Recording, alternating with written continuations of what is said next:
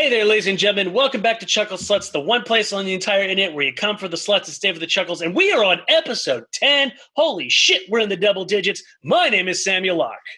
I'm Shannon Brunetti. And I am Zach Clapperich. And just like every single time on this show, no matter the weather, we're always going to start off with Da Worldo, where we find really odd and fascinating news you may have not heard in the mainstream or otherwise that we would like to share with you.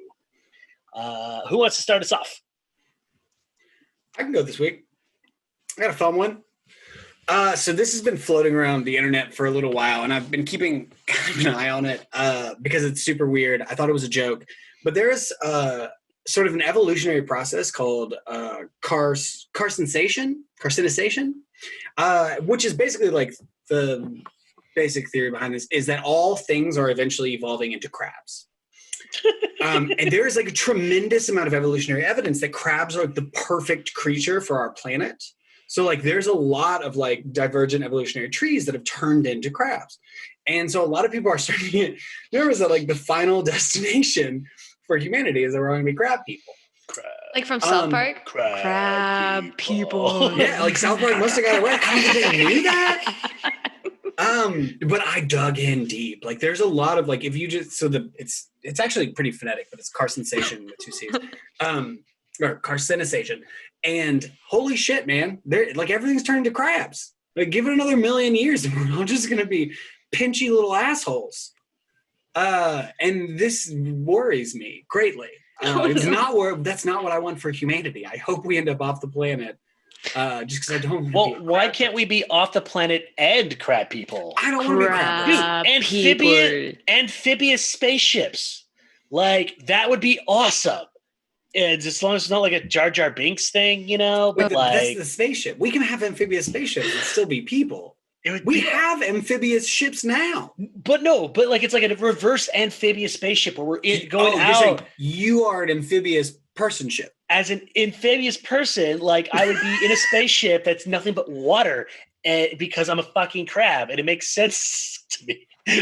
Yeah, I mean, there'd be a lot of genetic rewrite, but I don't want to be a crab.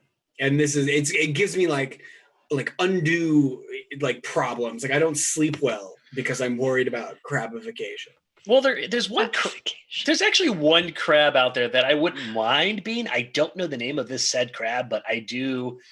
It has. Crab? Yeah, it's just crab. It's just crab. No, no. There's a particular crab though that has medical blood. Essentially, like they drain these crabs of this like blood. You're talking about horseshoe crabs. Yeah. No, they have super blood for sure. They're superhumans. But that is what I'm talking about, though. But they're the perfect creatures. Crabs have so their blood is perfect. Their exoskeleton's perfect. The way they eat is perfect. Their reproduction is perfect. So they taste perfect. Everything about crabs are perfect. They're designed excellently, like crabs and fungus. You know, that's what. You keep saying the word crab, and I literally just cooked for the first time in forever, and it was crab. You made carbonara. I did, and it wasn't bad. It wasn't bad. But even your pasta's turning to crab. Oh my god! Fucking god!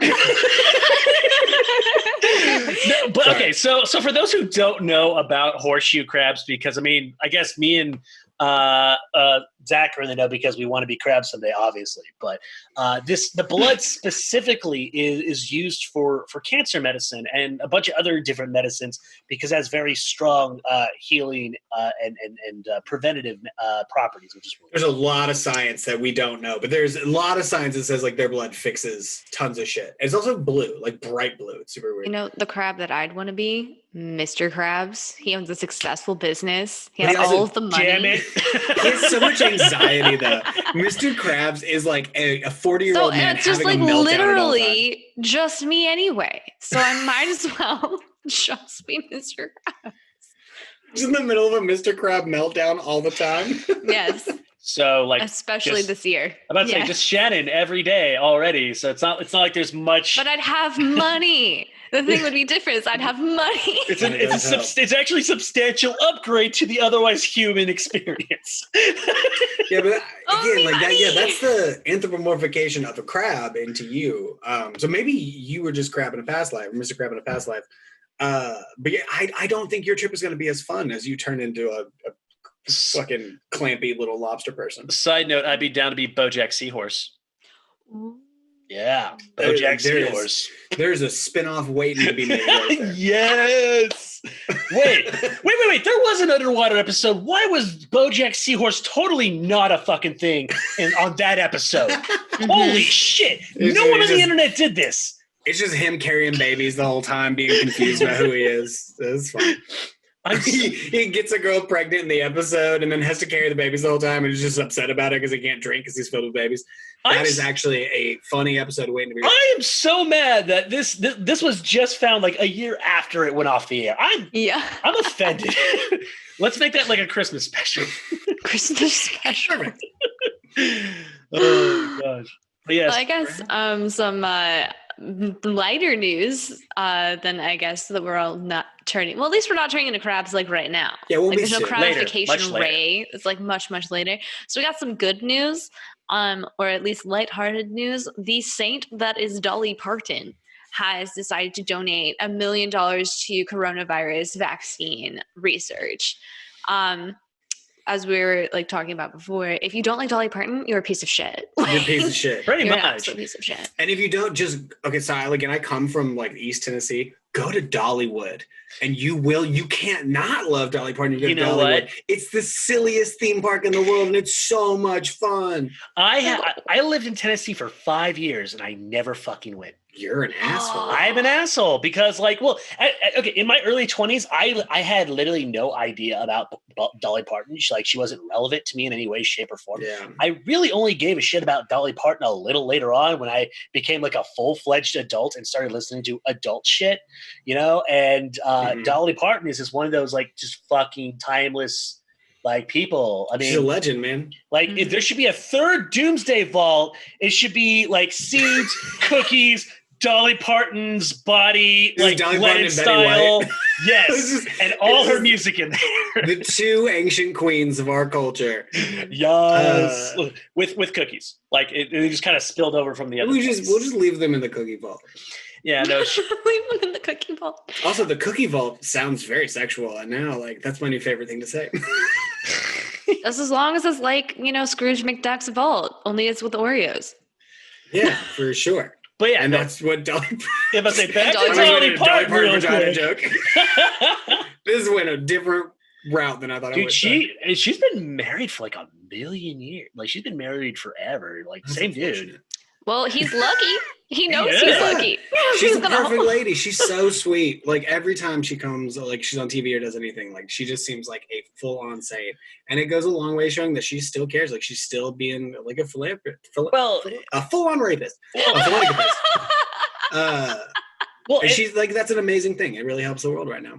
Yeah, no, and the thing is, like, she learned from a very early age where it's like, I need a fuck ton of plot armor if I'm going to do this Dolly Parton thing, and when she did first come out, it's like, who the hell are you? Why do you look so trashy and everything else? And she's like, that's just who I am, motherfucker. Did she? I don't know, like, she's just always been a legend to like I don't really know about the beginnings of Dolly Parton. She's been a legend for time immortal, but like when she was getting started, there were people who were like, who is this weird, trashy person? Yeah. And in fact, there's a show right now.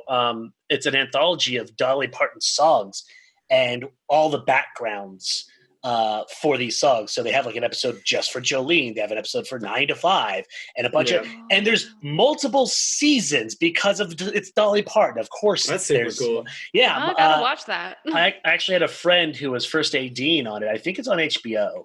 I'll have to ask. I'll have to ask him where it's at, but yeah, no, I've been waiting for it to come out. I think it's already out. If not, it's coming out very, very soon. Yeah, it's not called Dollywood, although that would be pretty dope. Damn, I've been so drunk at Dollywood. I made a mess of myself there. We should do an episode where we go and review the theme park. That'd be so fun. That way, if don't. Tease me. Okay. All the fans who are thinking about becoming Patreon subscribers, get us to Tennessee this way, and we will totally make this happen. Make it a vlog of Dollywood. We just need a daddy to take us to Dollywood. Spoil me, Daddy. Please take me to Dollywood. Hey, if turn tricks for less. Yes, and What? And the VIP donations gets to hear Shannon say that on repeat on a track that I'll go ahead and just make like 5 hours long. It's just a loop. That's it. Just a loop of "Take me to Dollywood, Daddy." So you don't know this, but there's like 3,800 old dudes in East Tennessee that just got erections and they don't know why. Just so you know. Oh, I didn't know there were so many old guys into ASMR. Well, it's the spirit of Dollywood. They heard it. They were like, "Dollywood, Daddy, that's me." It happened. Dude, I don't even think we're like 5 minutes into this episode yet. It's already a great train wreck. I love it. Sorry. No, it's great. You're like Barbie in Toy Story 2. My cheeks. Oh God. Okay. Yeah, you're up, man. All right. I don't think I can follow Dolly because she's just a fucking legend. But mine is that there in Sweden, there are actually more female priests now than male priests, and that's really, really interesting because first off, the Catholic Church doesn't let women do pretty much anything in terms of anything in the church. They're historically not great. It's not great, but the ladies. Oh no, I think it's actually great having women leadership in the church. Because I wasn't saying that they shouldn't. I was saying historically they haven't been. But yeah, absolutely, this is great. Yeah, no, like I mean, historically goes back thousands and thousands of years. Yeah, dudes have been bad since dudes. Like since the conception of dude, we have been awful to everyone. I would love to see the correlation between men and women priests and how many children get abused during which time. I just want to see that. I don't want to see that chart. That just sounds like I'm going to have a panic attack when I look at it. It would be so bad, but like you just see the more women here, the less child abuse. It's like the correlation is the causation here. Yeah, well, I mean, again, dudes are bad. Yeah, like worst. Males in any level of power just suck. And maybe this is like reverse sexism on my part. I don't think men should have any business being leaders at all. Like the thing is, we've been doing it for 2,000 to 3,000 years for the majority of the world, and we seem to be doing a really shitty job of it, historically speaking. I think it's time for us to go. You know what? We did 3,000 years. Let the women go for 3,000. We'll switch the roles. See what happens. I'm about this. I'll die on this hill. I mean, I'll have another one, but I want to die in this one right now. Shannon, take over. I mean, you're in charge of the whole everything now. Here I am I'm not going to be obviously speaking for all women. I don't want to be like a male apologist, but obviously I can't believe I'm saying this right now, but not all men. I can't believe I'm saying this, but not all of them. Hashtag. No, but seriously, it's just like, I feel like it just depends on the people. And then obviously because of like other privilege and things of the 3,000 years and whatnot. And before, it was because dudes were physically stronger and could bonk a woman over the head and take her into the cave, That's what it was based off. And because of the strong things and correlations, that's how the idea of men are stronger, so that's why they should be given positions of power. Does that mean all men in power are bad? Yeah. No. Does it mean that in certain systems of government, it kind of attracts a type of person that's trying to get ahead and be seedy? Probably. So I don't know. I feel like this comment was taken way too seriously, but it was. It doesn't make sense. I mean, the culture of humanity has evolved past the biology of humanity because it makes sense in hunter-gatherer times. Sure, man have big stick, man power, and but we haven't had to deal with that for at least 5,000 years in terms of that. But and here's the thing. That's what I'm saying. That's exactly what I'm saying. I'm just saying our culture has gotten past it to where but people won't let go. It's taken not 5, 50,000 years. I think about this a lot where it's okay, let's say we have the 3,000 years of just men ruling shit. How different would things actually have been if women were generally in charge of leadership? We would have a completely. There are examples that have gone really well. I'm just saying we would not have a dark age. There would be no dark age whatsoever. I mean, think maybe. also, I saw this really interesting post of like a bunch of like anti-women's suffrage movement drawings and stuff, like political cartoons from back in the day. And I think the reason why certain men, obviously not all men, I can't believe I keep saying this anyway, we're scared of women voting and having powers because they subconsciously recognize how shittily they've been treating people, and they're scared like, well, women are going to act exactly the same way as we have, and they're going to take vengeance against us because we've been beating our wives and we've been blah, blah, blah. Why don't you think that's why America doesn't want black people to have power? Yeah, I was about to say, nothing's changed. Nothing has changed. It's people in power don't want to give up power. Like that is a simple concept. And here's the thing: what annoys me the most about like this type of like thing, where it's like, oh, nothing ever changes. For example, I just watched SNL from 2015. Like we're going backwards on SNL, and we watched a Ebola virus episode. And it was literally the same shit. Obama hired somebody who had no idea how to actually deal with pandemics and everything else. And it was so fucking parallel to what we're doing right now. And I was like, wait a minute. Wait, no, this is not real. The reason that things don't ever change in terms of like, we're still dealing with civil rights. We're still dealing with the same shit we've been dealing with for hundreds of years is because the culture and the government itself doesn't change. So the problems are always still there. And this isn't like a red or a blue or a Trump or whatever. It has nothing to do with that. It's power. No. It's basic human psychology. It's systemic is what it is. And the thing is when systemic power has been held for it's in our brains. Yeah. It's psychology.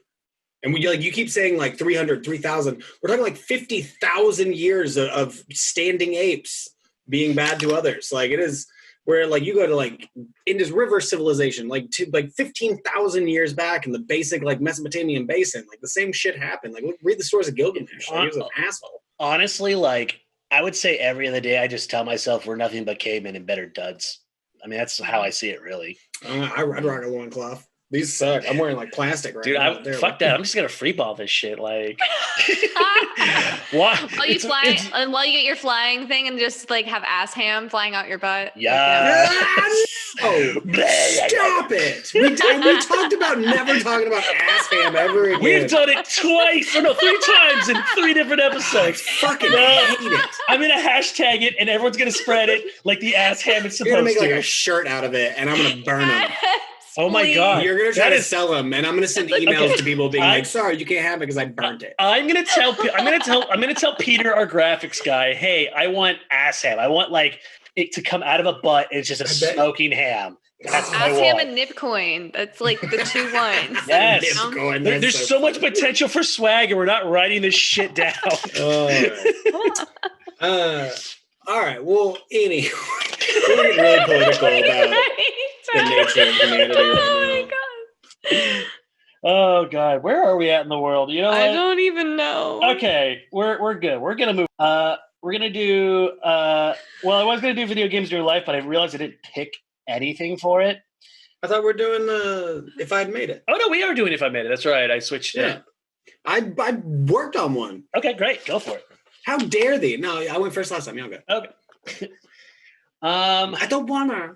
I don't want to. I don't know what the voice was, but just go. Okay. If I had made it, my pick is going to be What About Bob? Oh, I love that movie. I love that movie. I've not seen that movie. It is. It's so. I'm sorry. No, it's So it's Bill Murray. Okay, he is agoraphobic. He is everything phobic. He's just scared of life. Mm-hmm. And I think it's Rob Reiner, right? Is it Rob Reiner who's like the? I thought it was Richard Dryfus. Yes, it was Richard Dryfus, and he's his shrink. And basically, another shrink gave him up to him, and now he's like stuck on him like 2 butt cheeks, and like he will not let him go. Like he went multi-state for vacation, and he followed him to his vacation house, and like his entire family's fallen in love with him, and this guy just fucking hates Bill Murray. And he ends up trying to blow him up. He ends up trying to put him in the psych ward, only for the psych ward to be like, hey, this guy's awesome. And then he ends up marrying his sister. Like, it's a whole thing. And my thought process, like the movie's perfect. It's one of the most perfect comedies you will ever watch. I highly recommend it. I would put this on to Get Wrecked, but we're talking about it now. How I would make this different is I would turn this into a horror film. Ooh. Like because it's almost there. If there wasn't if there wasn't any laughter, if there wasn't Bill Murray just being funny, it would be a fucking horror film. Yeah. So like a shrink trying to kill his patient? Like, well, no, both sides. A shrink trying to kill his patient, and go ahead, go. I see you going. Oh yeah, I was like, oh my god, wait. I'm just like, oh my god, yes. Like straight trying to kill his patients, but also like the patient stalked him, right? Yeah, like all the way. Straight stalking. And he's insinuating himself into his family, right? And like tricking his family into loving him. So like that's the creepy part on that side. And then he's like, this guy is dangerous. I'm trying to kill him. And it's like a thriller horror movie, man. Oh yeah. Oh my god. I think that. So you don't really know who the bad guy is though, because like the shrink is like creepily obsessed with trying to kill him because he doesn't trust him, but the patient is also like trying to embed himself in the family.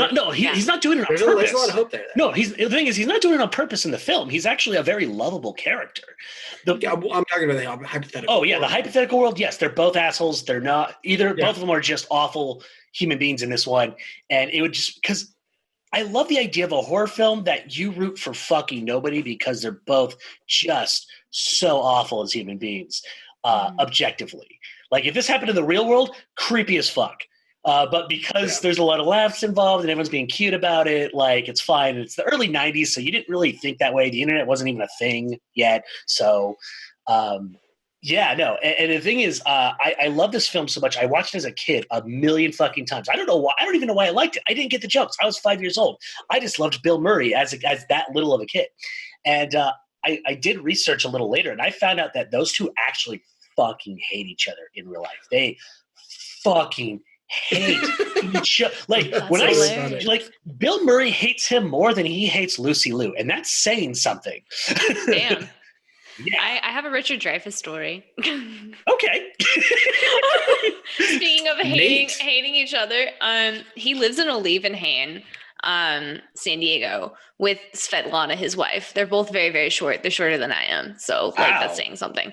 I was visiting home from college at a gas station. And then my mom, who's a huge Richard Dryfus fan, she's like, oh my God, it's Richard Dryfus. And like upon hearing his name, he like shuts down and whatever. And I'm waiting in line to go pay for my gas because my mom's paranoid and doesn't want to pay card at the pump. So she starts talking to Svetlana, who's wearing like little Ugg slippers. And then she's like, yes, these shoes are very comfy. Drive to Los Angeles. Yes. And so like my mom's talking to Svetlana, towering over her at 5'8", and this woman's like shorter than me, so maybe 5 feet tall. Richard Dryfus bends over the counter. He's bought like 6 lotto tickets. Ass in our face. Like we can't even see his face. He's at the counter. We're like a couple steps back, like giving him room. And he's just like hands on the counter, filling out the lotto tickets like this. And like, we didn't get to talk to him, but it was him. Why was he buying lotto tickets? Yeah, so 6 lotto tickets and then his butt in our face, like very rotund booty.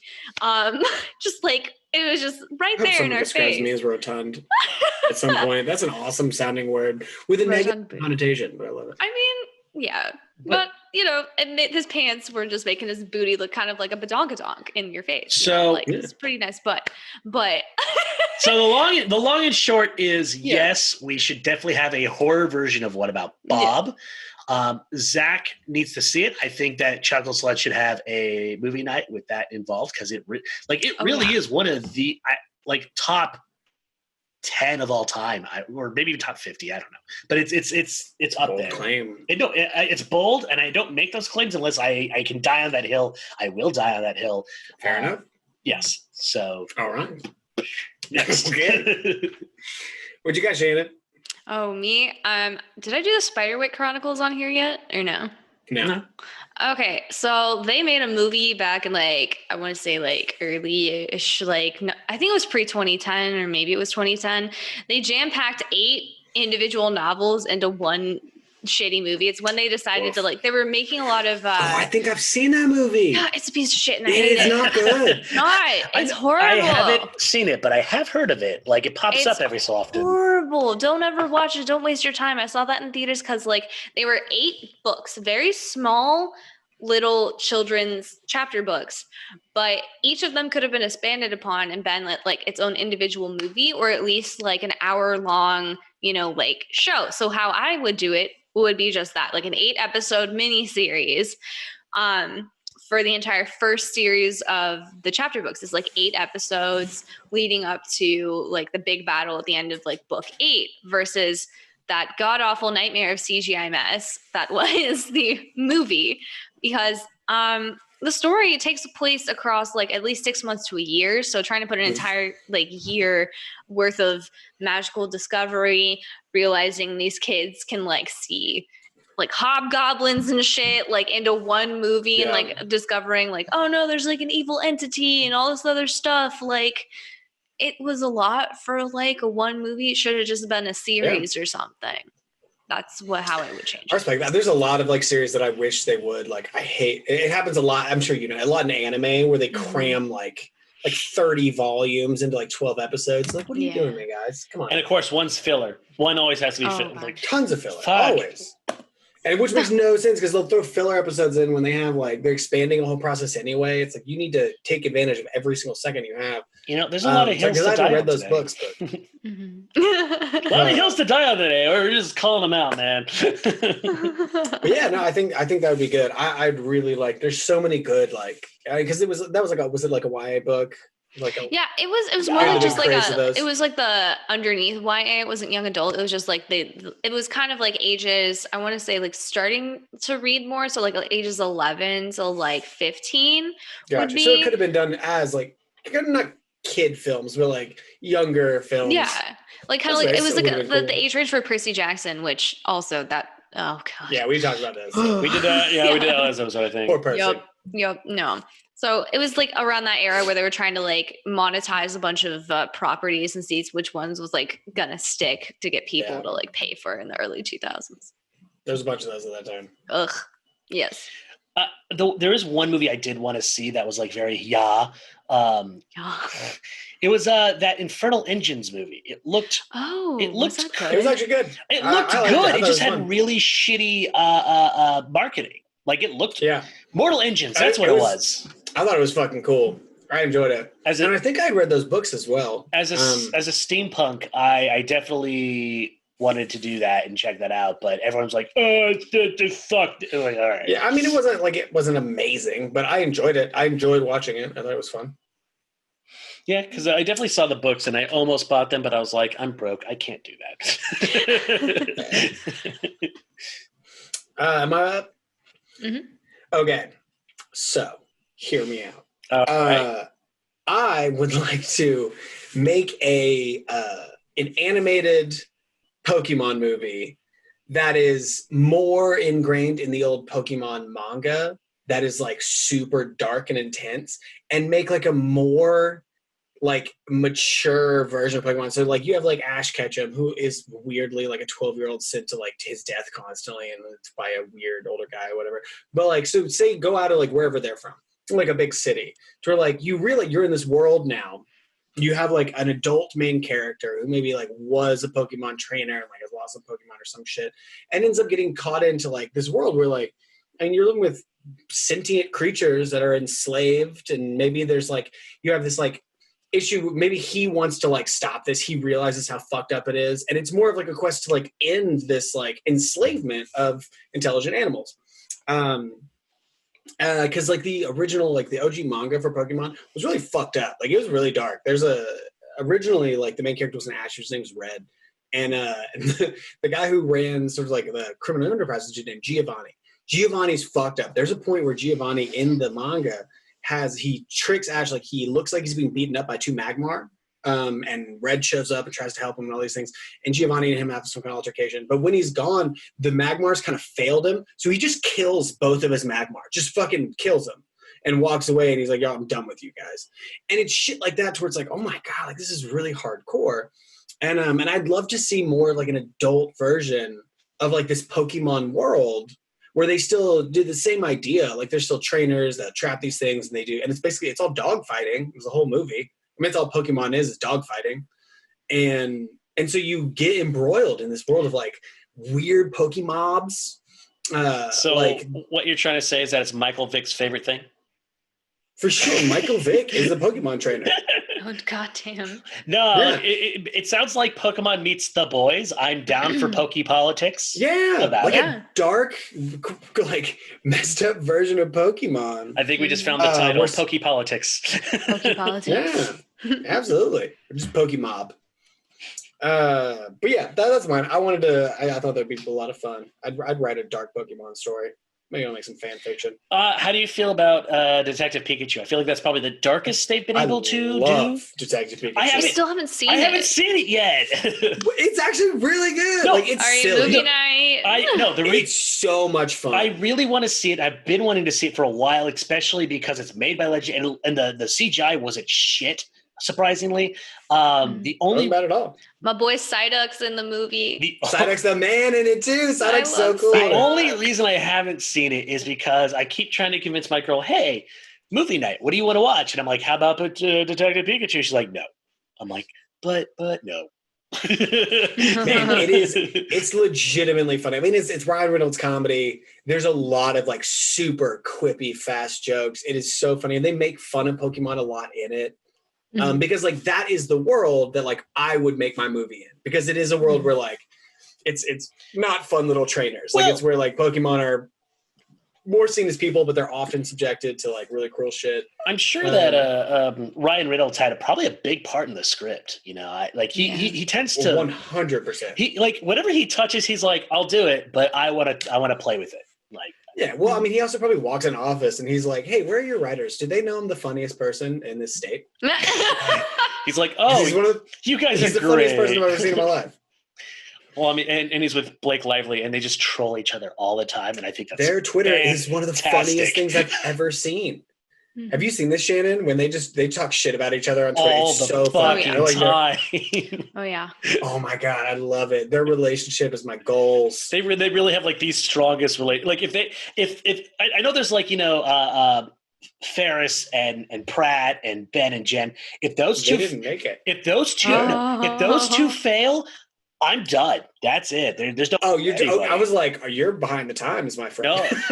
No, I'm saying if Blake Lively and Ryan Reynolds just don't make it, I have no hope for anyone. That's fair. Not even George Clooney and Amal. What her last name? I can't remember all of a sudden. I didn't hear what you said. You blipped out of existence for a moment. George Clooney and Amal. God, what's her name? I know you're talking about. Yeah, like if they like they wouldn't even save it. They wouldn't even save it. Hey there, ladies and gentlemen. So this is Chuckle Sluts Interviews, and today we are with Sabrina of is it Ina or Ina? I've always had Ina. Okay. Formerly also known as King Queen and a bunch of other different things.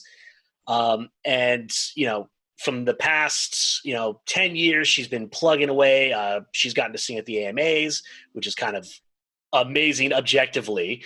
And with King Queen bouncing around the Hollywood scene, just being like a local LGBT icon, and now has a show on Roku in response to COVID-19 and adjusting for content essentially. And then she just released a new music video a couple days ago, and we're all here to talk about who you are, what you do, how you became to be, and let's just jump right on into it. Having me. Yes, it's wonderful having you. For those who don't know, Sabrina and I go back a hell of a long way. Like I said, last 10 years, I met her actually at the House of Blues. Randomly, I was actually like super just kind of crazy drunk, and I just took one look at her. I'm like, hi, let's be friends. And so, it's been great, and I'm really happy to have you on the show. I'm actually going to start this one off with Shannon, actually, because it sounds like she has 11 billion questions for you. Yeah. Go ahead, just Shannon. a little bit. So I actually watched your recent music video. Loved it, by the way. Roller Coaster. I was wondering, what was your inspiration behind the song? And then also you talk about dancing to forget the person who's that roller coaster in your life. What's your friend group like? Like, who are you dancing with to get over this person? Well, It was more like I wrote it like years ago, driving home from a gig in Vegas, and it's funny because I write most of my stuff in my car. It's weird, like that's where the melodies come, and I kind of use the voice memo, and I'm like singing it, and then when I get home, I play around on the piano, and then I produce it. But with this song, it's not like one particular person. It was just like the frustration, I think, especially in LA, and just like the generation of like ghosting, and just like, like, and it's not just ghosting like in a relationship. It doesn't have to be serious for it to be lame, because I think it's lame. Like if you're ghosting people, you're just like uneducated. I'm sorry, but it's just like, it's just, to me, like it's, you're not a kind person. Like just be straight up. So like, so it's more like, like the whole ghosting of like, in general, like not just like relationships. So, and then I think like we've all had like that one person that will hit you up like after the bars are closed, or, like stuff like that. So Yeah. It's more like of a song to all of those people that like can't just be straight up, because I mean, I can take it. If you don't want to talk, don't talk. Just say it. Yo, we're done. Peace. So like the song is like to a bunch of different people that just kind of like, yeah, made me annoyed. But then like the dancing the night away, it's more like, like that's how light it is, because it's not like a breakup song where like, like I'm like sitting there crying and my life is over, It's like, it's more like light. Let's just dance. Screw it. Like, bye. Next. In other words, thank you, and then next. Yeah. Yeah. Oh my gosh. No, honestly, I recently went through a breakup, and then it's like, you go through that crazy phase like afterwards. So listening to that song, I'm just like, yeah, this has been kind of like a roller coaster. So I was like, wow, this is awesome. I really, really love the song. Yeah. But as a woman content creator, what are some of the struggles that you've had 2020 aside, because this year's super hardcore for all of us, but what are some of the struggles that you've had to overcome as like a female content creator? Right. To be honest with you, and I'm a huge feminist, like I'm all about like female empowerment, but my biggest issue has never actually in the industry been with females. I mean, with males. It's been with females. So like, not like just like in general, like I feel like because like we still have such a long way to go towards like to have equality. So I think like that has created like an insecure energy amongst women, and we're not very good to be kind to new women. We're not very good to take in strangers. And like with men, I've never felt like I'm walking into a room and I'm being judged. Like, I don't know, like maybe they don't show it the same way, but like, unfortunately for me, it's been the opposite. It's been like, I haven't gotten the same opportunities with women. And so like, honestly, my struggle, like in the community of music, like has been more with that. And like, I always say like, there is no competition, only inspiration. And I like wish so many more like girls and women could like feel that, because like, like no one's here to take anything from anybody. But again, I think it's society that has created like us like against each other. And I don't know, I want to find a solution to it. The only solution, I guess, like it's to be kind and spread kindness. But yeah, to answer your question, like it hasn't really been that hard. Like, and the only struggles I've had has been with women, unfortunately. It's an interesting take. You got quiet there.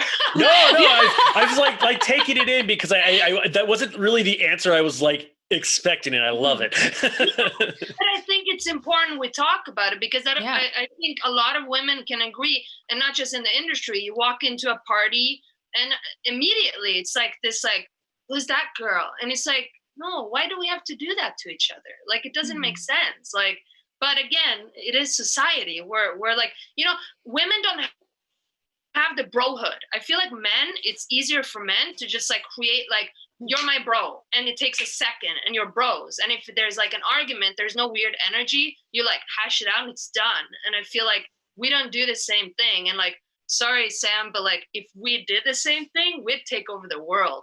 Lols. Hey man, we've always been bromantic, don't you know? I thought that was what romantic was about. I thought it was just about bromance.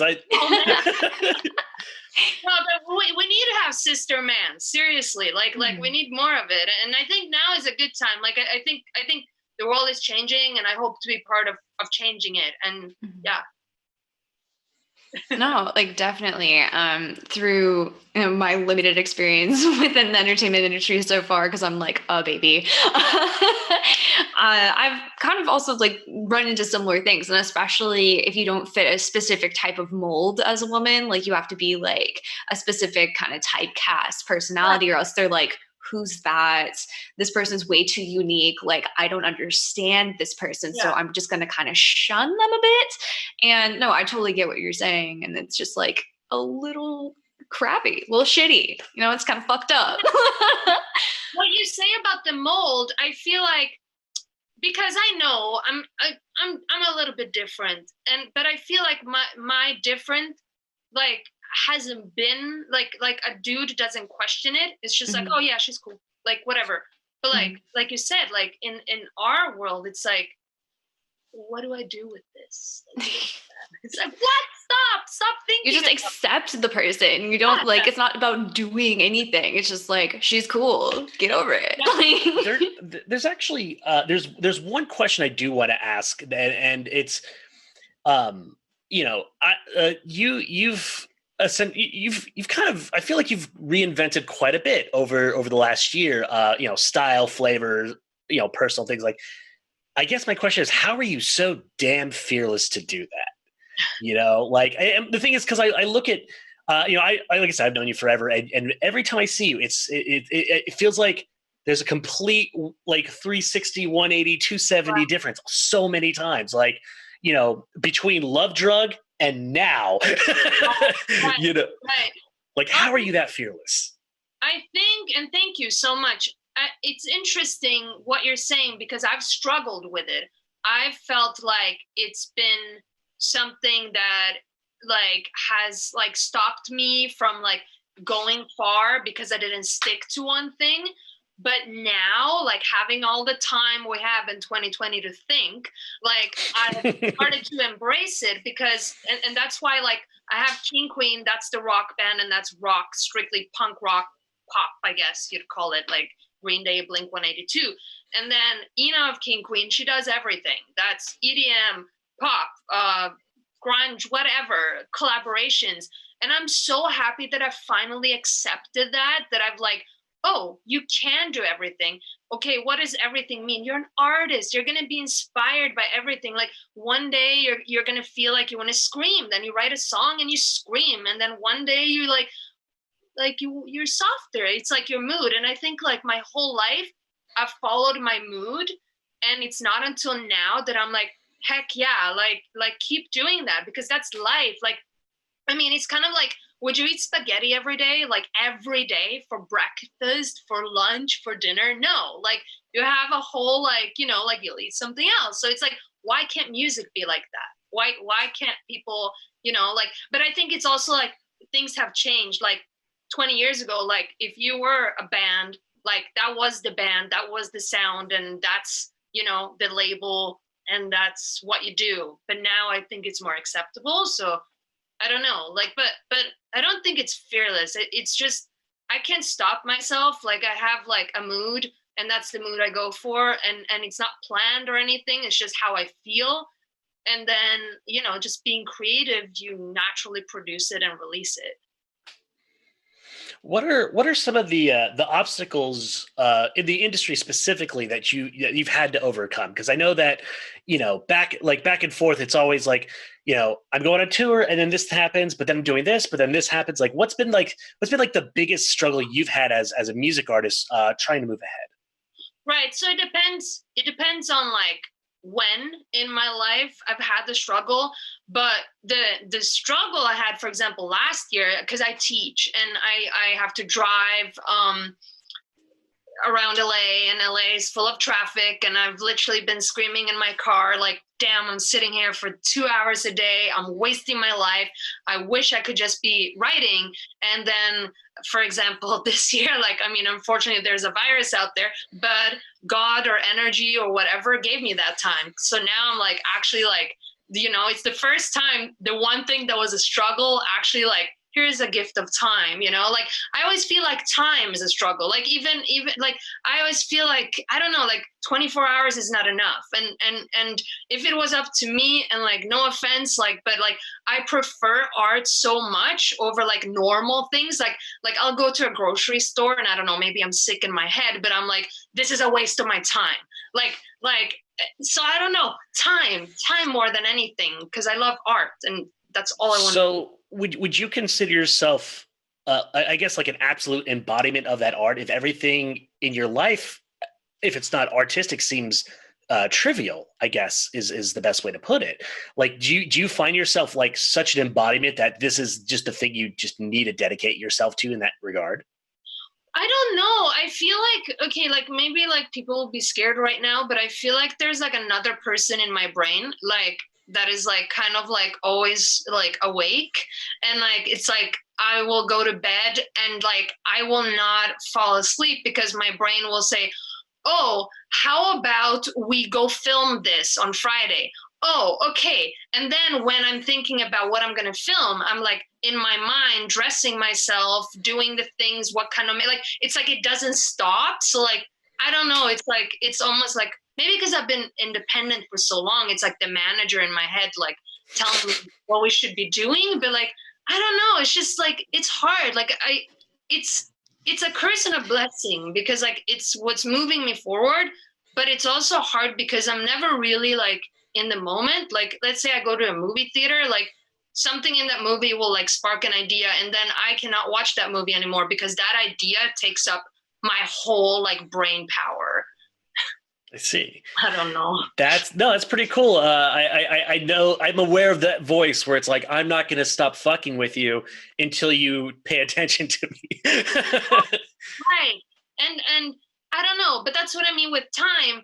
And like, I don't know, like my whole life, like I didn't even know that I was a songwriter. Like I honestly, like, I thought I was just like writing a diary as a kid. Like it was always in me to like be creative, but I didn't know that I was creative because I didn't know what that was, because I didn't have those opportunities as a kid. Like there was no money, there was nothing that could nurture it.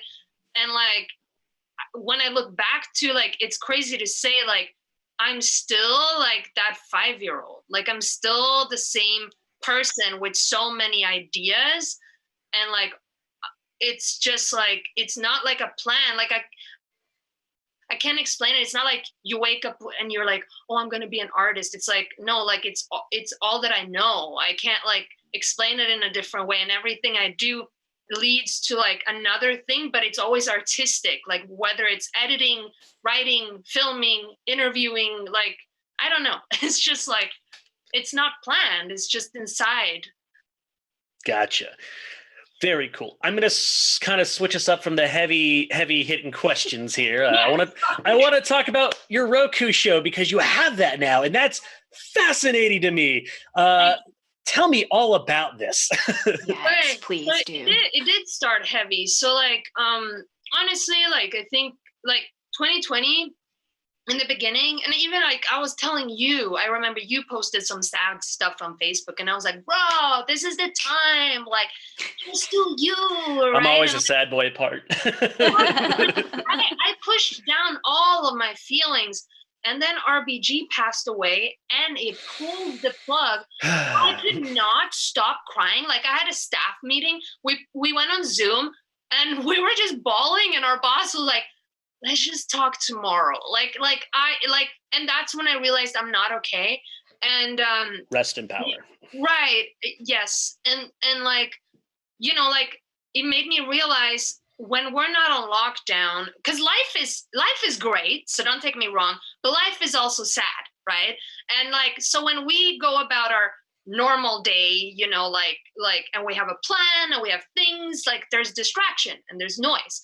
When you take away those distractions, now you're stuck with your head, right? Mm-hmm. And when RBG passed away, that's when all of it came out, and I realized I'm not okay. And then I actually started waking up with panic attacks. Like, I was scared because I was like, where is this coming from? Because my life is not bad. And that's when I realized when the world is hurting and when everything around you is like shit, because it really is, and even if you're good, you can't be truly happy. Like, you can't be truly happy when people are suffering, when people are hungry, when it's constantly in your face and people are dying, right? So like, all of these things came, and all of a sudden I just felt so depressed, and I like prayed to universe. I was like, I need like something to look forward to, something different from me waking up doing the same thing I've been doing every day throughout the pandemic. Like, it got to a point where even music wasn't like sparking me. And I was just like, man, I can't do this anymore. Like, I'm like so depressed, but I have no reason to, other than that the world is sad and I'm so tired of this. And so to get back to like the TV show, I was supposed to go on tour this summer, and that tour obviously got canceled, which was devastating, heartbreaking. And I was naive because this whole summer I was like, well, maybe we'll open up in July. Well, maybe we'll open up in August, maybe September. Then when the last date of the tour was gone, I realized, oh shit, the whole tour actually is gone. Like, my naive mind was like not following, you know? But anyway, so the organizers of the fair also didn't have a fair tour, right? So they came up with a streaming channel, Out at TV, which is on Roku, Amazon Fire, Google Play, Apple TV, yeah. And they hit me up, and they asked me if I was interested to do something. And the manager in my brain was like, oh my God, create your own show, just do it. And it was like the sign that I had prayed for, like something new, something that was gonna, you know, get me out of the funk. And so I'm very excited because, and I tell Will Out at the Fair about this, Out at TV, Out at the Fair is the same, but all the time, that I'm so grateful, because I honestly, I like, not to be dark, but I don't know where my mind would have been if I didn't have that show right now. Like, even if music is going well and stuff, but that show like allowed me to do kind of what you're doing, which is like talking to other people, getting inspired, getting new energy. And it just, I'm so grateful for every single guest that I've interviewed, because they've just like made me feel less alone, like in all of this. So I'm really grateful, and I'm so proud of all of them. And if you guys want to watch it, it's called The Rebel Buzz on Out at TV. Very, very cool, very inspiring artists. What's it about? Well, sorry. Out at TV is an LGBTQ plus streaming service. In my show, I'm interviewing rebels, hence the Rebel Buzz. Cool. What's a rebel? We're all rebels. Everybody's a rebel, like every single person, right? Most people. Anyways, so basically it's I'm just interviewing artists and creators within the community about their life and as an artist and a creator, and a few Rebel Buzz questions. Very cool. Shannon, do you have any more questions? Oh my goodness. Okay, where's my list? Let me open my list. I'm sorry. I'm like a little bit. We're gonna give you like I'm one. like fangirling. Okay, fine. You what? Okay. I get one. Okay, I get one. Oh my gosh, the pressure now. Oh my goodness. Okay.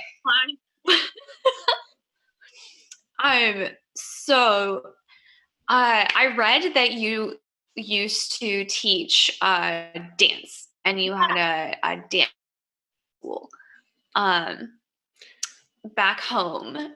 And what type of dance and like is your favorite dance, and also what do you love teaching dance?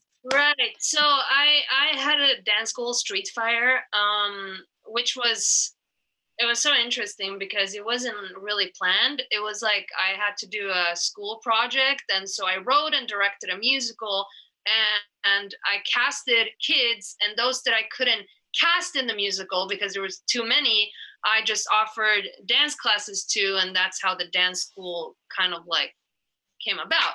But I love street dance, hip hop. Like it's just like my jam. Like I mean I did everything before, like jazz and ballet and all that stuff, but street dance for sure. It's my favorite.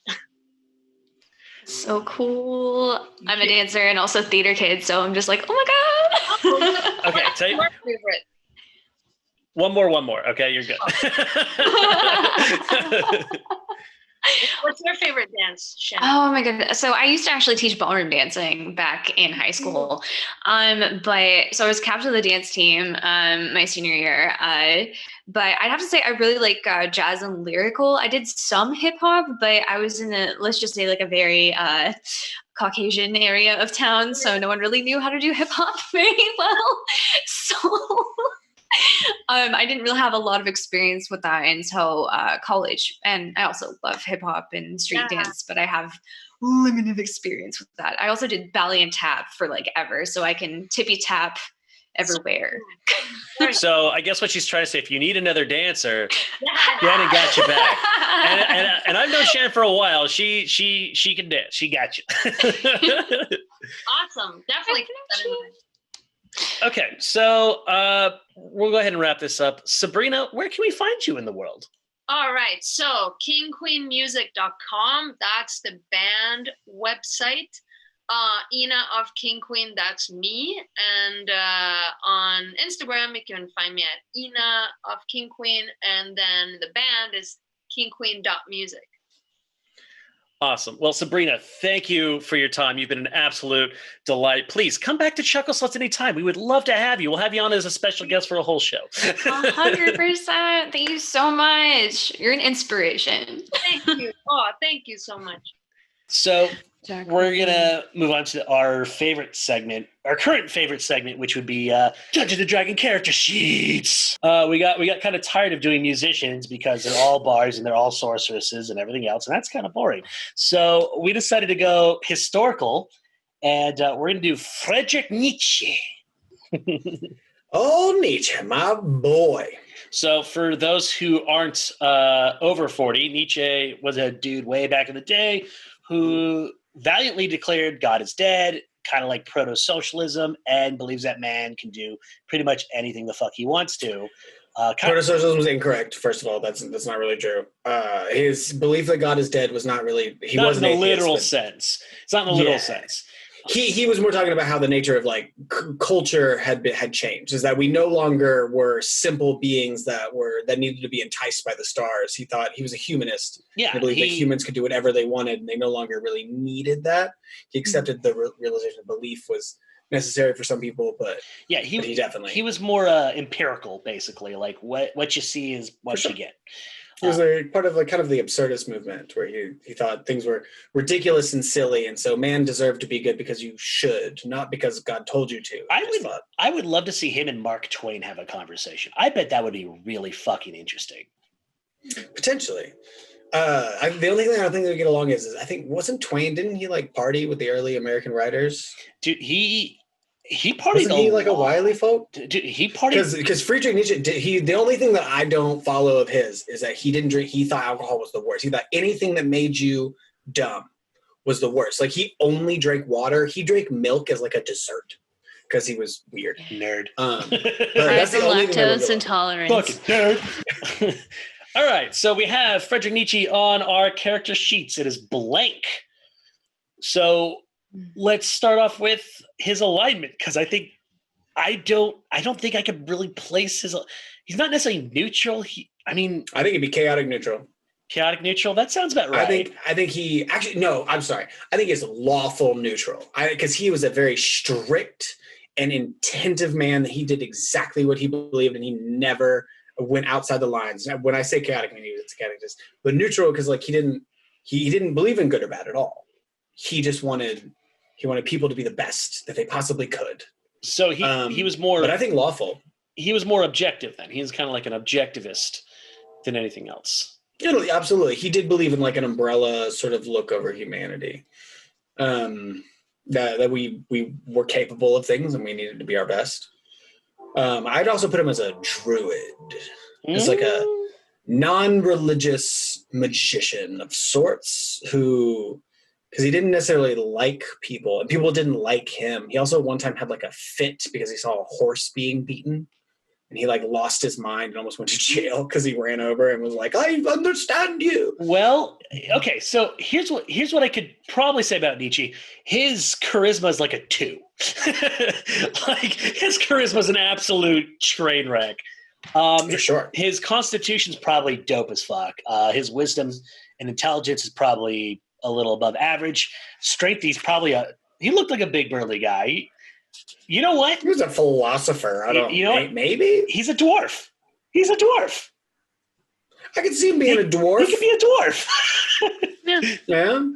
I can see that. He got a nice there's the facial hair from the strong picture. stash. That stash was very, very luscious. Honestly, I could just see him, like, if he was behind me, I would just hear, and my axe, like, I could just hear it coming out of his sure. And my so the reason I say druid, one thing, is more because, like, so he was a leader. Like, he did, like, go out. He wanted to change things. Like, he grew up in a weird way, and he really wanted to, like, improve people.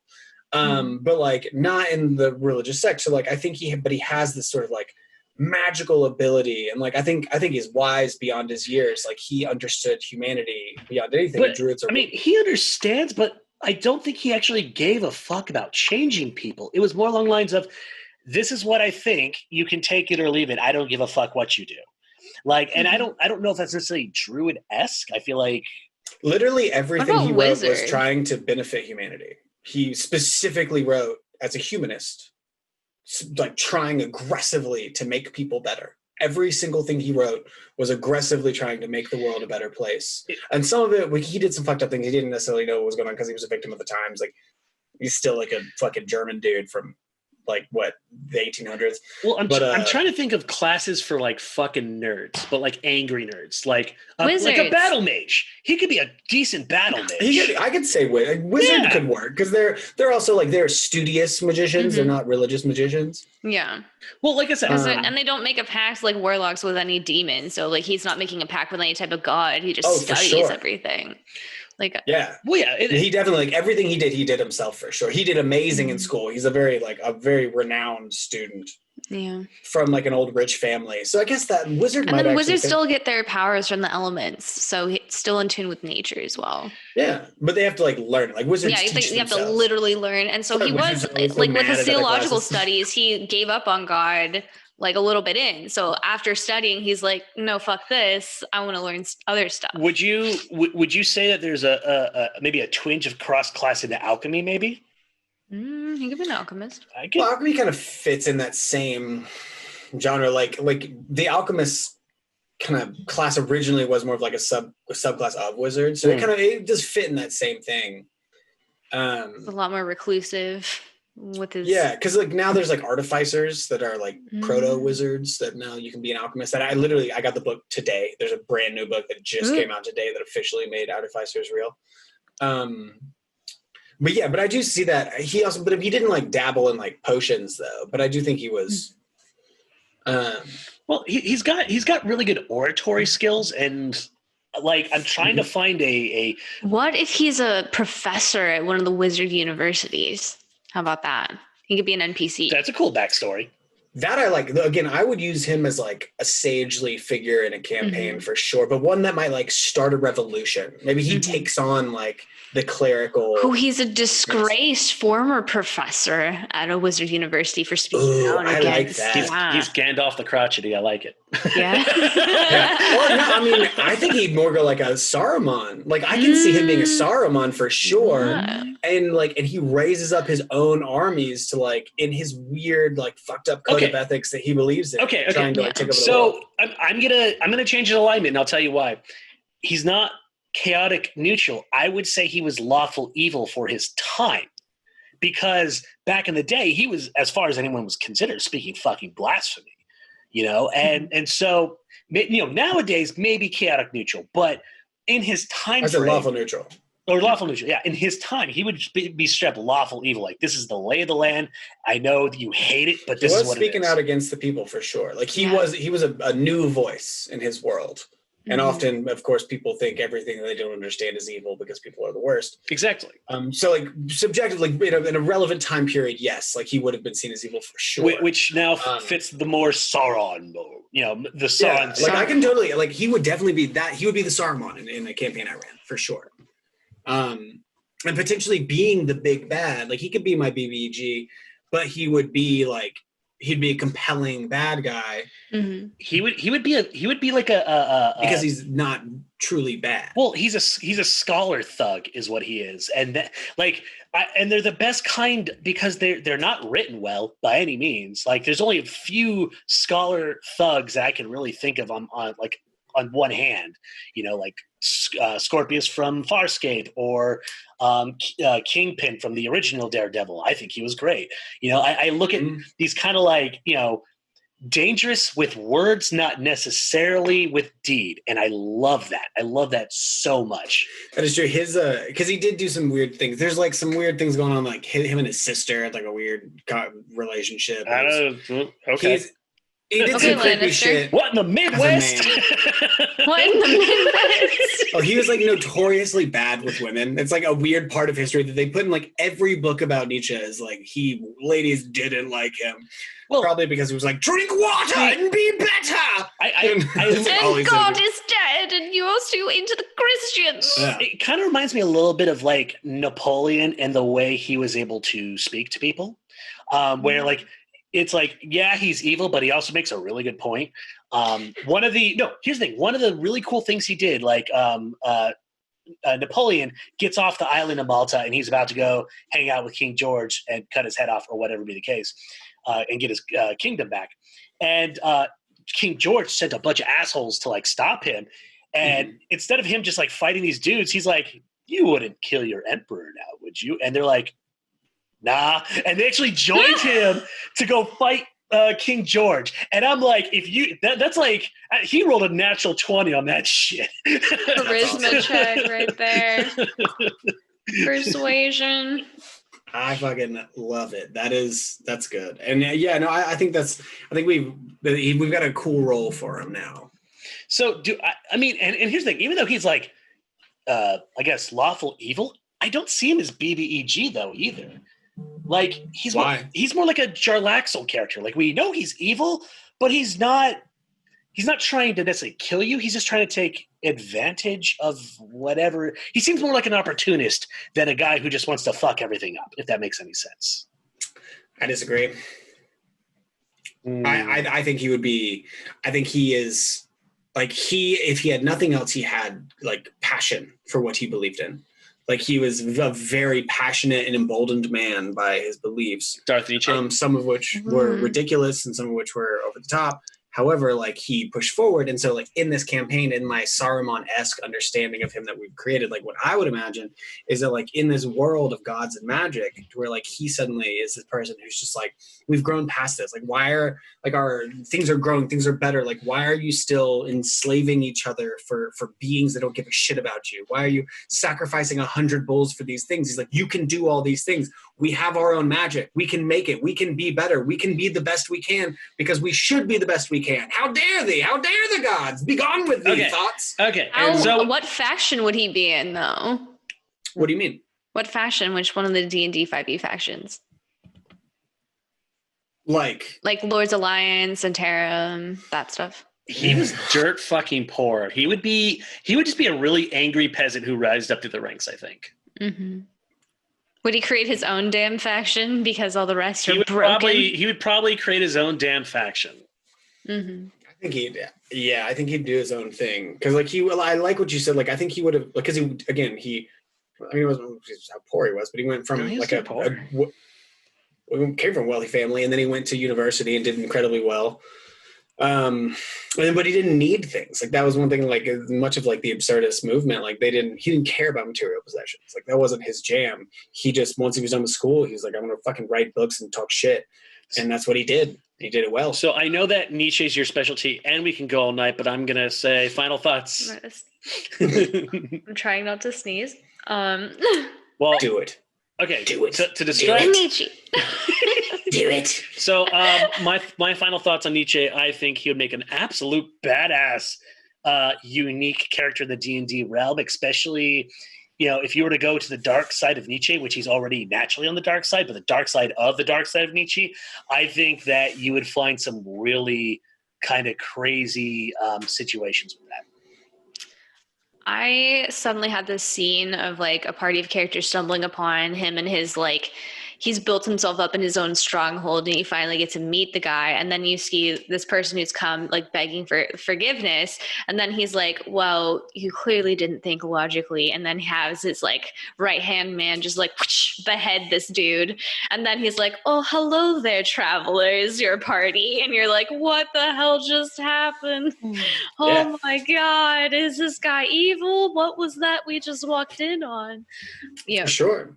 I'm much on that line of thought, to where like I see him as like someone who had great intentions and then ends up accidentally kind of like creating this cult of like a zealous movement, like this anti-religious movement, like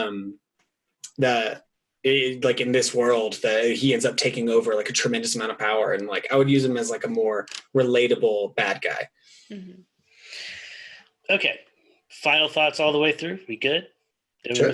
All right, cool. We're going to move to our last segment of the night, which is also one of our favorites, called The Hills We Die On. And I know we've had a bunch actually today, but now we're going to kind of go more formal about it. Milton, stop it. Shannon. Be gone, thought. Sorry. Shannon, you're ups. Okay, so the hill that I will die on is Ronald Weasley needed to die by at least like book 3, because he's a bullshit throwaway character who ruins one of the best characters' lives, aka Hermione Granger. And like, don't even get me started on how I want Harry and Draco together at the end, but like, we're not gonna end it. But Ron Weasley, I mean, the movies made him even worse than he was in the books. Like, I get it, but at the same time, he was a throwaway, insecure little like stupid character that was just like kind of pointless. If the Weasley was what Hermione wanted, go for Fred or George, girlfriend. Like, why the fuck you going for this or like both. loser? Or both. Dude, like he is like the biggest whiny piss baby in the entire fucking. And I know why he was written. Like, because it's for kids, and there's it's comic relief. Well, it's not even about the comic relief though. I mean, you have kids who are like generally scared of doing things a lot sometimes, and they needed some representation. And Ron Weasley just happens to be that. Now, do I think he should have been a main character? Fucking no. There should have been Cedric Diggory. It should have been that much. What? Get out of here! It should have been Cedric Diggory, man. I mean, Cedric was awesome, but Cedric was he was too perfect. Like he was the protagonist of his own story. And if he were involved, he would have been the most annoying character. But it would have made it so much more interesting because he's perfect. Harry Potter is a piece of shit too. There's nothing interesting about perfect people. Well, no, there is when you put him against a completely imperfect person. If you sat there and said Cedric Diggory hanging out with Harry Potter all the time, and all he knows how to do is Wingardium Leviosa or just all this shit. Expelliarmus. Yeah, like the one spell he knows how to fucking do, versus Cedric Diggory, who's like a Chad of the fucking world, like it would have been so much more interesting, I think. And they would have fought over Cho. Yes. Because that would, and she just would have been like, fought over Cho. Cho would have just picked Cedric, because Cedric was perfect. Yeah, that's and the problem. The only reason why you introduce perfect characters to kill them, because you can't have perfect characters. They're assholes and they ruin stories. Right, since we've like gone off of Ron. Okay, yeah, Draco and Harry together. There was way too much tension there to have them not end up together. I don't even care. It was even there in the books. I don't care. Yeah. That too. I don't hate Ron as much as you two do. I thought Ron is garbage. Ron sucks objectively, but I get it, and I thought he was charming. Hermione with Fred, Hermione with George, Hermione with Crumb, Hermione with Draco, Hermione with literally anyone else besides that bullshit redhead piece of shit that tried to like dumb her down. You're making her sound like a horse. Stop it. She is a strong, independent woman and can do what she wants. And she did not need She could have just used her time amulet and dated all of them at different times. Yeah, or all at once. We do not kink or slut shame here. No, absolutely Check not. the name, We're saying date them bros. all. Check I don't give the a fuck. name. We're very kink friendly in this nation area, in the Chuckle Slut Nation. And the only way she'd be a whore is if she got paid because it's a job. And we'd still like that. Yes. I have no problem with some hoes. Yeah, I'm a Weasley fan. I like the Weasleys. See, I like the Weasleys except for Ron. Everyone else is fine. Actually, no, Percy's a piece of shit too. I don't like Ron and Percy like can go Ginny. over there. Everyone Ginny. else is fine. I don't like the Harry ended up with Jenny. I don't like that. It's because you wanted Ginny for yourself. No, so in the movies, I think it ruined for her because her actress looks like a child. I'm like even grown up, she looks like a child. I'm a Luna Lovegood fan. I'm all about Luna. Yeah. Luna's my shit, Luna's man. I love the weird girls. I love Luna. I'm dating a witchy weirdo right now. Like, I love the weird girls. I'm all about it. I would have been fucking kicking it with Moaning Myrtle, fucking having a good time. Mm-hmm. Or Moaning. Anyway, sorry. Anyway, enough about that shit. Someone else go. Yeah. I don't think I'll go. And this one is so low stakes, but I'm gonna say it anyway. Weird Al does not get the respect he fucking deserves. He really doesn't. I fucking hate Weird Al. How dare you? How? As a person, I don't like any of his music. I also hate parody. I don't like parody songs, parody movies. I think it's dumb. I don't like it. Weird Al is my least favorite musician of all time. We're like, Yoda, man. You seem to know a lot about him for a guy who doesn't like him. I'm gonna tell you what. My very first concert, I was maybe 11 or 12 years old. My mom pulled me out of a baseball game that I was playing, and I'm like, "Who died?" Because that never happens. She's like, "No one died. I have a surprise for you." And back then, Weird Al was all I ever listened to because I didn't know any better. I was raised by fucking nerds, so like Weird Al was the only thing I was allowed to listen to because I was born in a Mormon household. That's just how it was. And he puts on such a goddamn good show.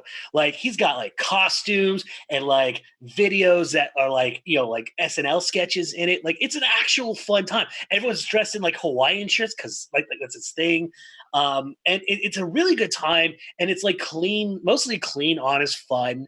Like, it's very wholesome. And it doesn't matter who you are or what background you come from. If you're a Weird Al fan, like, that's all that really matters. It's really fucking cool. And the music is oftentimes extremely clever.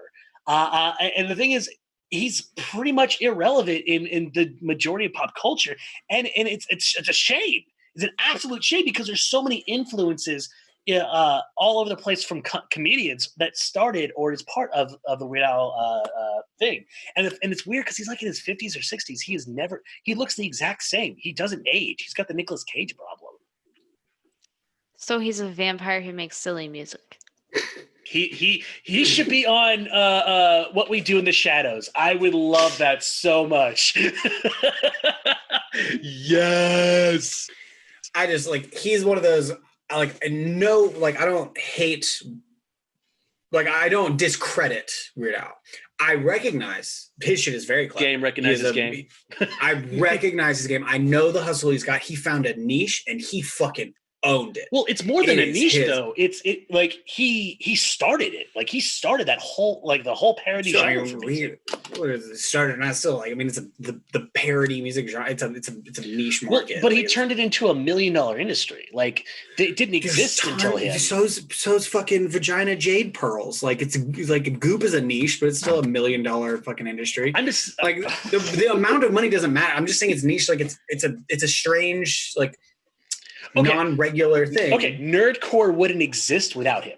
I would argue that. Go fuck yourself. I would argue the shit out of that. Get the fuck out of here. You are in everything you said, bro. I'm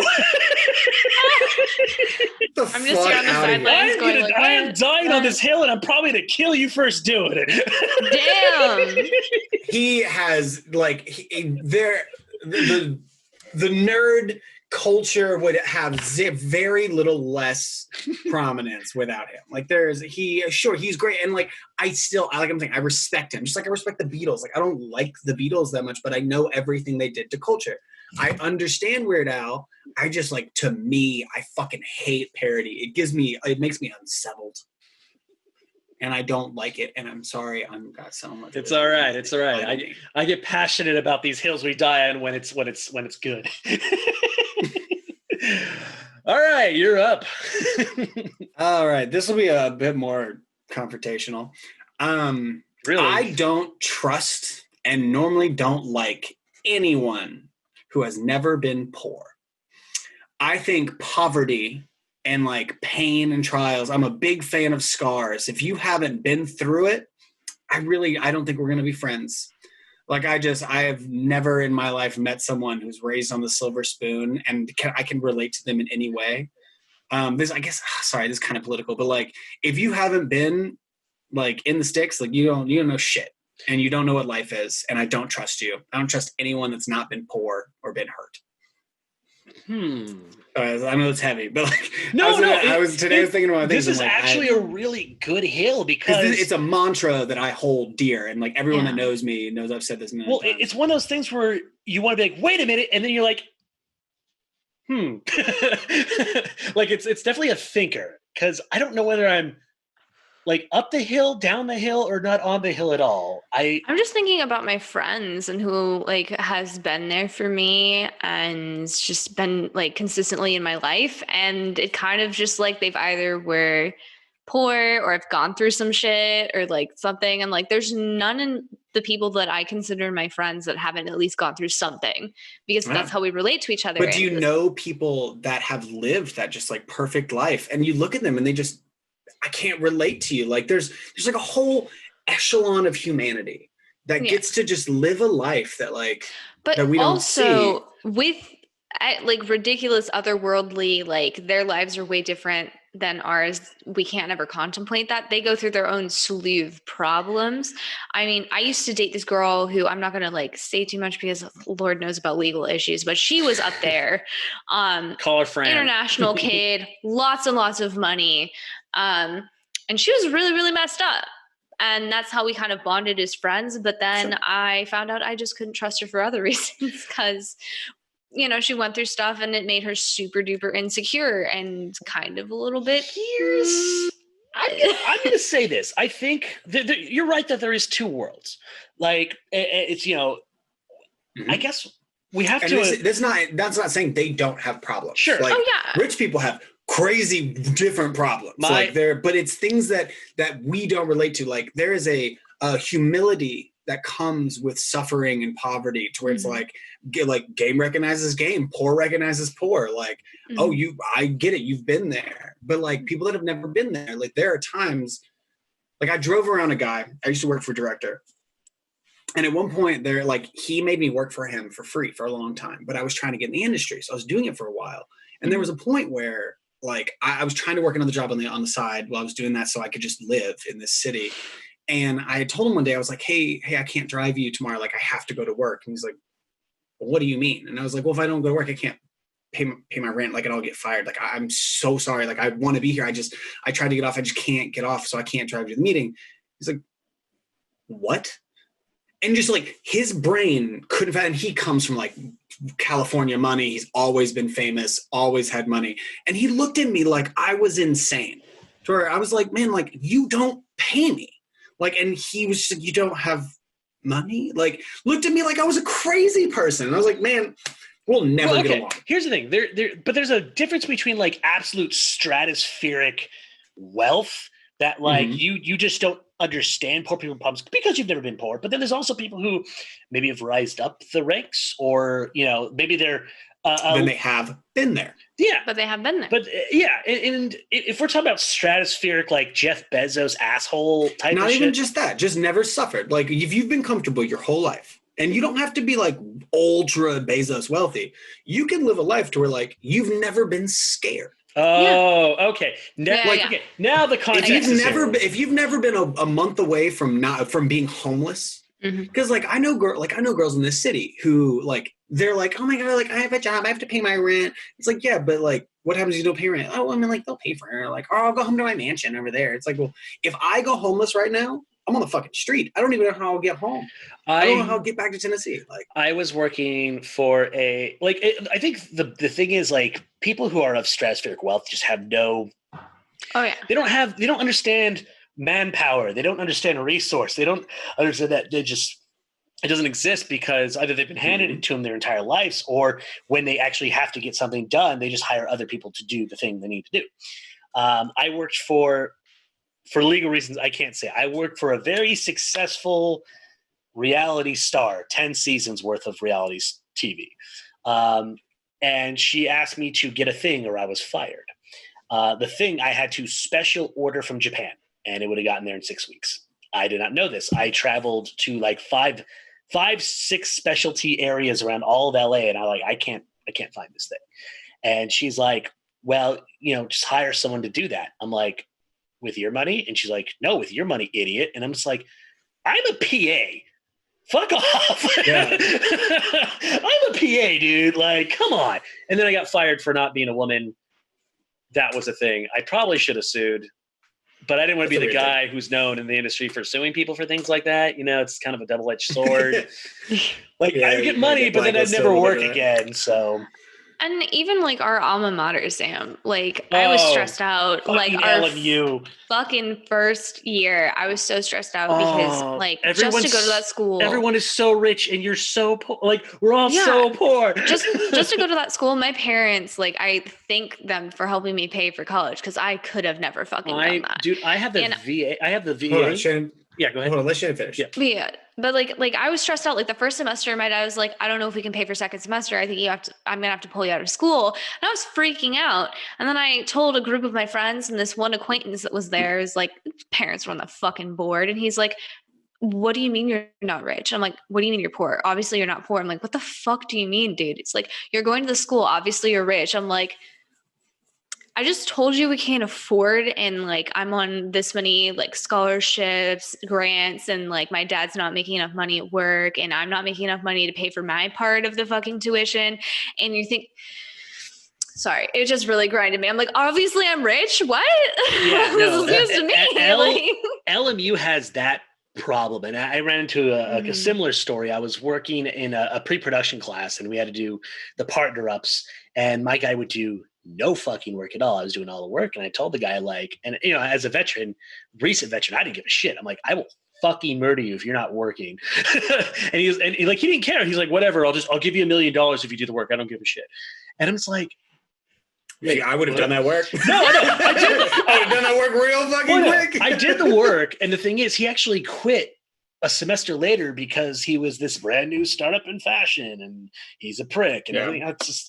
And the thing is, I dealt with that like all the years. Like, I remember meeting a guy there. He had a suede Rolls Royce with a driver who just hung out in the LMU parking lot all day. That was his thing. And like, and it's weird because LMU, it's either you're super crazy stratospheric rich, or you're dirt fucking cheap ass poor. If you want to see wealth inequality in America, just go to LMU. Like, oh yeah. and I feel really bad because I did enjoy my time because I didn't, I was very fortunate to have the GI Bill to pay at least some of it.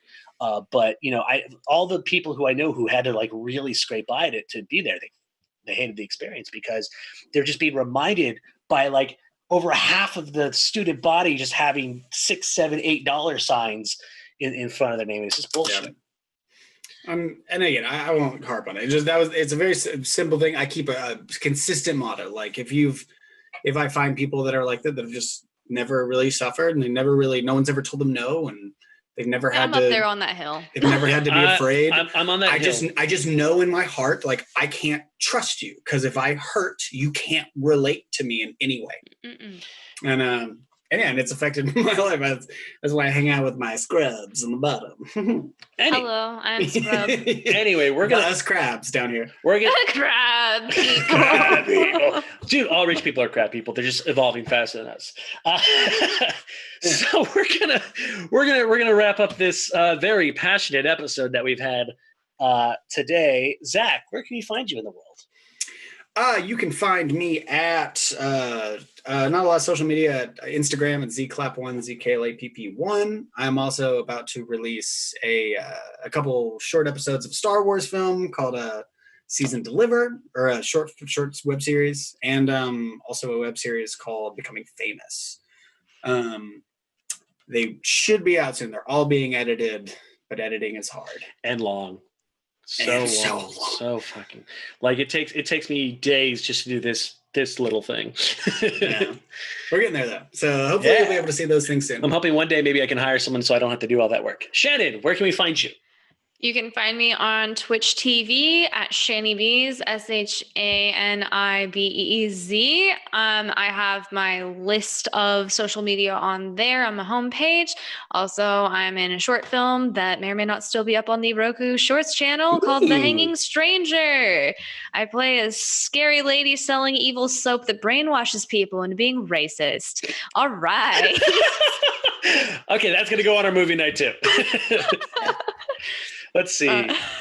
You can find me at SlammySammyLock on the Instagrams. You can find me at SlammySammyLock on the Twitter. You can find me at SammyLock on the TikTok, where I do funny things sometimes. And you can find me on YouTube with Steam Bunny Productions. And you can find me cooking in the kitchen because I'm learning how to cook. I'm so proud of you. I've never been more proud. It sucks, but I love it. And then finally, Chuckle Sluts. You can find us pretty much everywhere. We're literally first page of the internet. You can't miss us. Just Google that bitch. Google Chuckle Sluts. We are right fucking there. Tell your friends, tell your dog, tell your enemies if you don't like us. And and we will see you next week with a fresh episode right out the oven. Thank you guys. Love your face. We're out. Bye. Bye-bye.